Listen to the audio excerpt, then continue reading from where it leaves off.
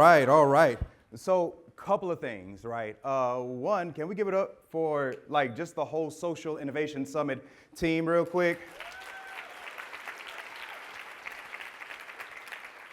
These events are necessary, they're beautiful, and they connect us on deeper levels that we may not have even known that we needed, right? So for those of y'all who don't know, so I'm a poet, which means that, you know, I'm really good with words, but we'll get to that in a second. There's a couple things that I want to say. We're in San Francisco, y'all.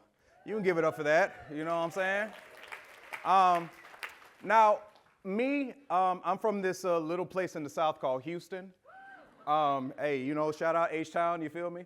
And in Houston, we got this thing called humidity and heat. And when I got off the plane, I immediately felt the air on my skin. It was about 64 degrees, and I said, my God. I can feel myself, you know what I'm saying? And I don't feel gross, you know what I'm saying? And I heard a lady, and she was like, it's so cold, and I said, you know. And then some of my other friends that like live in LA, they'll tell me like it's hot and it'll be like 75 degrees, and I'm just like, bruh, our low right now in Houston is 90. That's our low right now. You know what I'm saying? And your humidity and our humidity are two totally different things, right? But I love going to new places. I've never been to San Francisco before, but I love, and this is gonna sound really weird, but I love feeling the air because the air feels different, right? And I think that that's very representative of seasons and times. And I know, at least for me personally, seasons and times are something as a human that we all go through, right? And things shift and things mold and things move. And if I could be transparent, this year in some ways has been very beautiful, but in other ways has been very challenging for me personally, professionally, personally, in family, in business. And I'm fairly certain if I go around the room, everybody in this room has had to go through a struggle of some sort this year. And it's been challenging, right?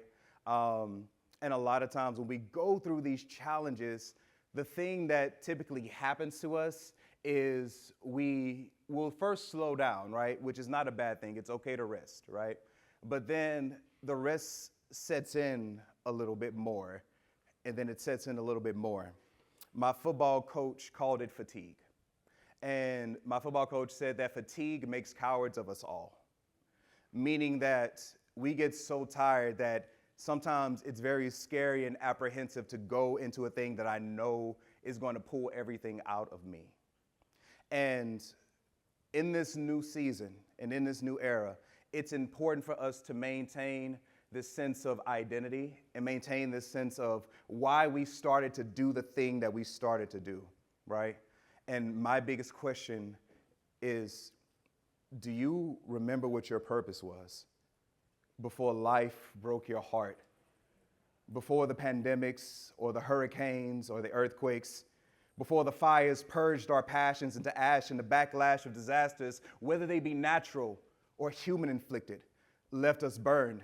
So instead of blazing a trail down the road less traveled, we got stuck deadlocked at the intersection while all of our plans got intercepted at the goal line right before prime time. And we can't even lift our hands to receive because it feels like we got pushed all the way back to the 1 yard line. Feels like all our endeavors got enveloped in smoke, and now all we can do is sit here and choke on this new era.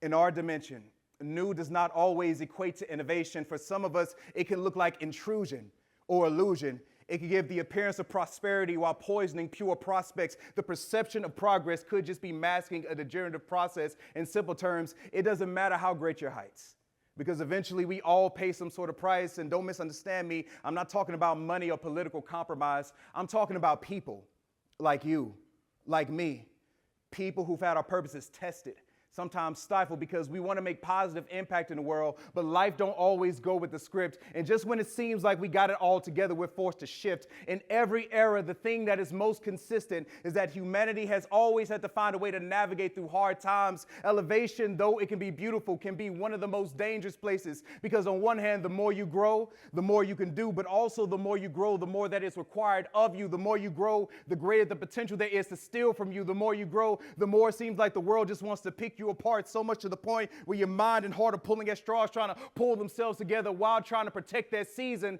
And if you're not careful, you'll forget your reason, your why. And when life throws another tidal wave your way, you got to know where to find your anchor. If you forsake purpose, then you'll make your milestones mute. You'll speak of your beautiful visions as wishful thinking, and then your big dreams will revert to daydreams, then revert to pipe dreams, until all of a sudden you can't even speak the language that was native to your success. So please permit me permission to talk some sense into you, to speak some life back into you, because clearly you've forgotten how far you've come and how many lives you've impacted along the way. If we take away all the lights and mics, every stage and platform, and the trophies and medals are burned and buried, remember that your purpose is the one thing that turns mud into miracles, that turns destruction into demonstration, because we don't die easy, and giving up was never on the table. There's still people who need to connect with your courage. You're going to look the world in the eye and say, this is how I turned my biggest loss into my greatest legacy. I saw a man lose the business that took him 10 years to build. I saw tears begin to drown out all of his hope, but then I watched him stand up like a sail in the wind, because he knew no matter what the weather, he had to build it again. I watched a woman lose everything she owned in the fire, and before grief could steal the light from her eyes, she looked at her hands and said, these are the hands that helped build this home, and these are all I've ever needed to make things happen. And then I saw their communities rally around the people, as if to say, if no one else pours into them, we'll all pitch in. And we may not know what tomorrow holds, but I'm going to hold my brother's hand, and my sister will hold mine, and time might not stop for anyone, but the clock can't cancel your calling. You're going to shine anyway, because your best days are not up in flames, not buried back in the good old days, but blossoming